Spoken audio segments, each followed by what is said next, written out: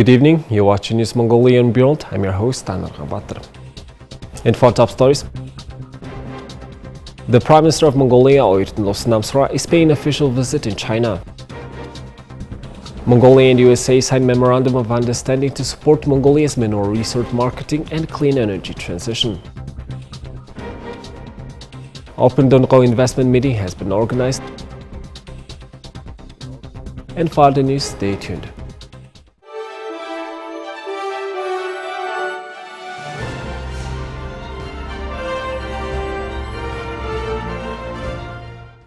On Monday, Prime Minister of Mongolia, L.Oyun-Erdene, started his official visit to People's Republic of China. On 26th of June, he visited Tianjin port and got acquainted with its operation.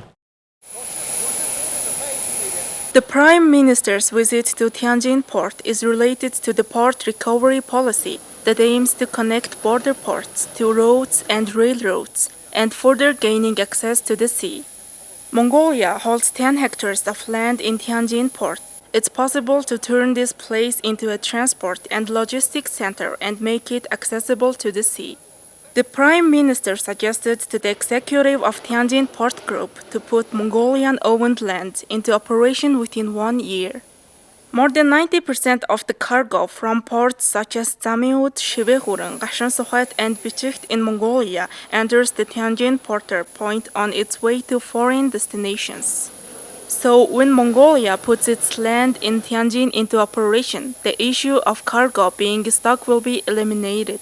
As a result, the cost of storage and thereby the goods will decrease, and it will become possible to get connected to about 500 ports of more than 180 countries.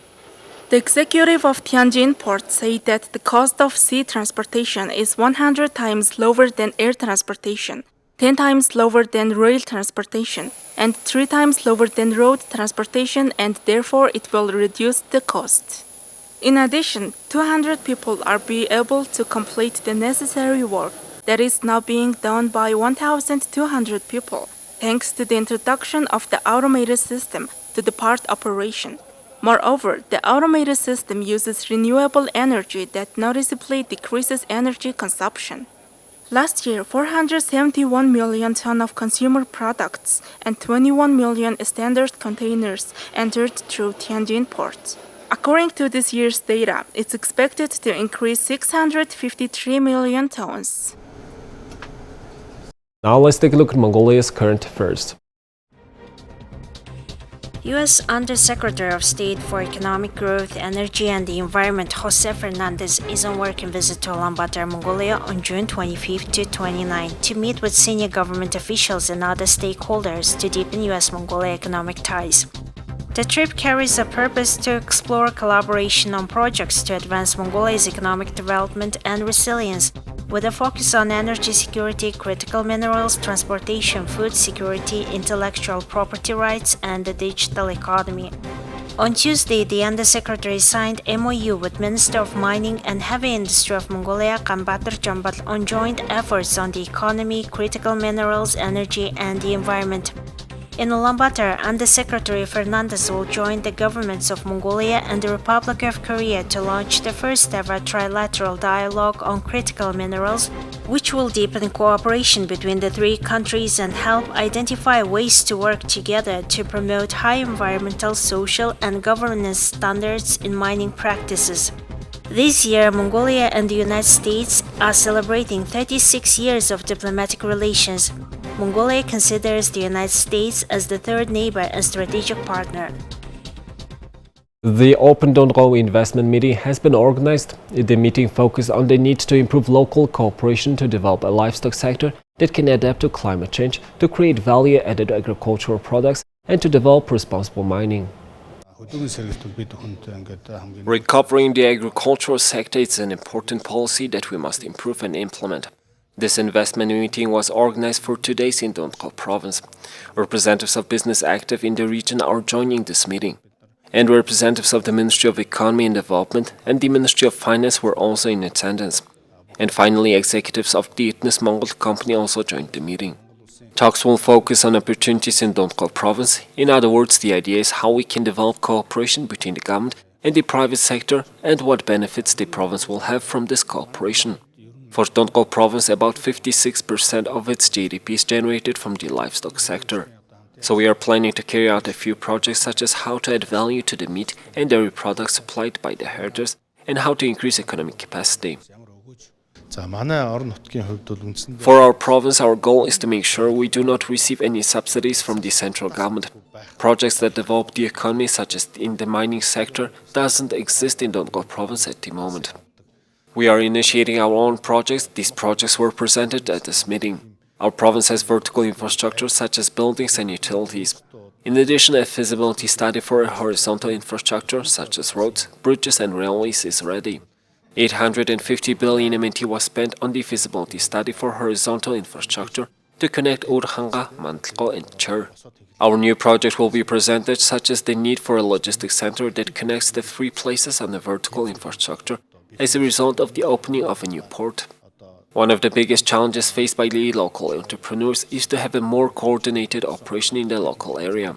There is also the issue of a loan of up to 500 million MNT from the government with an interest rate of just 1% to provide favorable living conditions for people moving to the province.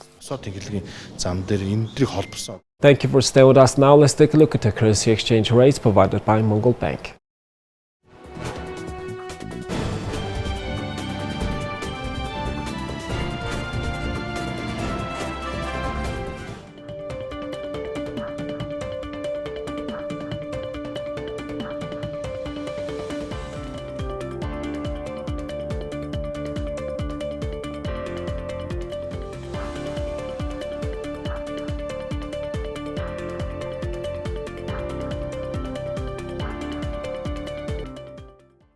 Altensuch, a Mongolian artist based in Sweden, held its 11th solo exhibition in Kvarntorp, Sweden, known for its nature reserve. We have detail from our MNB reporter in Sweden, Altensuch. His nature-themed exhibition is called Metamorphosis. The venue he chose for his exhibition is a very unique place, a restored shale oil mining site, which has attracted the attention of art critics and visitors. Altensuch is the first Mongolian artist to hold an exhibition at a site like this one. He said that showing his exhibition at this mountain formed from a large amount of shale waste allows him to highlight an example of environmental restoration for the next generation. My name is Altensuch and I'm a painter.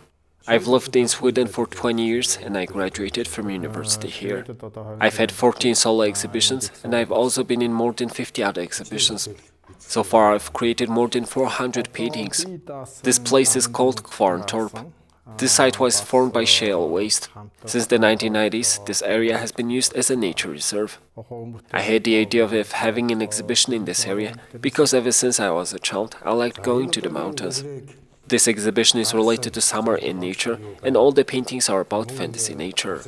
I never have a plan when I paint. I always paint alone in my studio. My style is fantasy and modernism.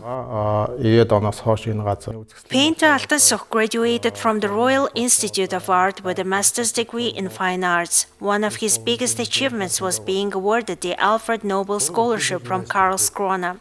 Now let's learn about the history of the artificial mountain where the exhibition was held.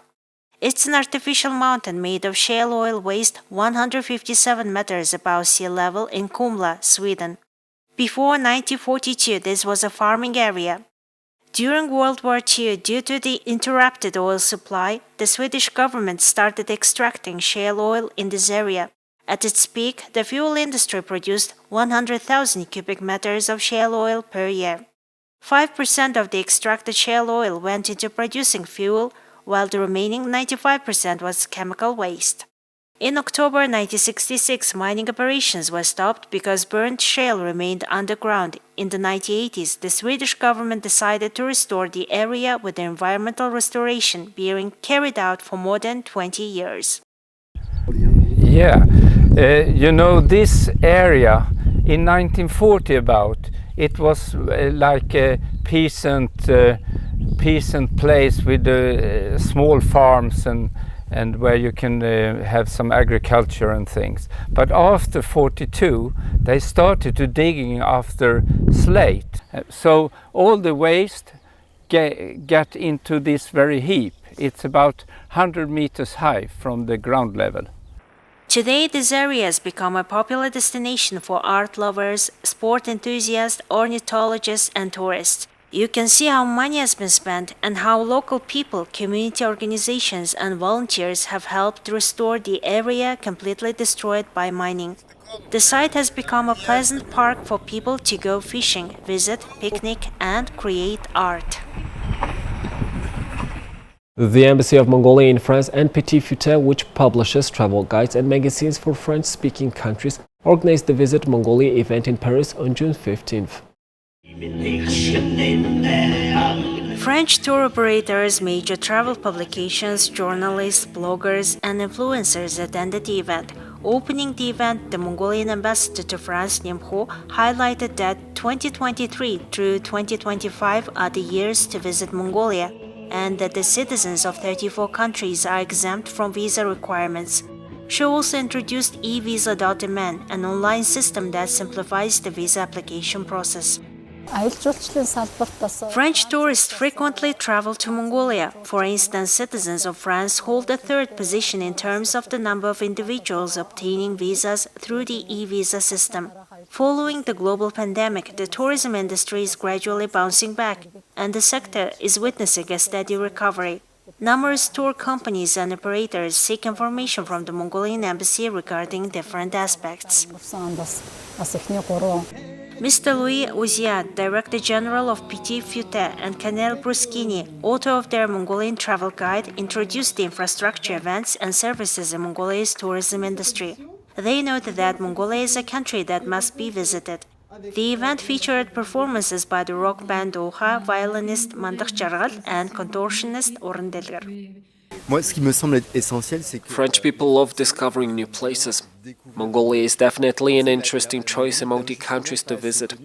It's also a wonderful country in terms of culture and tradition, and Mongolians are known for their hospitality. French tourists going to Mongolia want to explore the vast untouched steppes and natural sites. Since 2016, I have communicated with people in Mongolia and participated in production of a guidebook. I went a few times through work. Mongolia's tourism is developing, even though the global pandemic has affected it, but there are many positive indicators and potential to overcome the challenges. A new international airport and the Genghis Museum are being developed to improve the tourism sector, so a lot of new developments are being made. It is good that Mongolian government is paying attention to the development of tourism by declaring the years to visit Mongolia. Your country is a very promising country for the development of tourism. Nomadic life can be a very interesting experience for visitors. Of course, it's worth mentioning the untouched natural landscapes. During the event, Petit Futé introduced its 2023 Spring-Summer issue of the Mongolian Guidebook, which contains detailed information about the Mongolian hospitality industry. Here's the weather forecast of all major cities.